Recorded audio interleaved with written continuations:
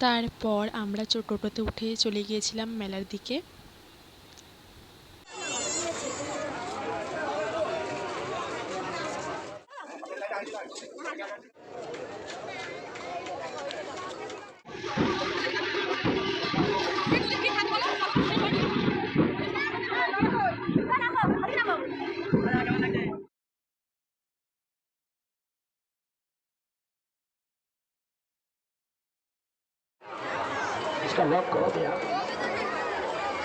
কত করে?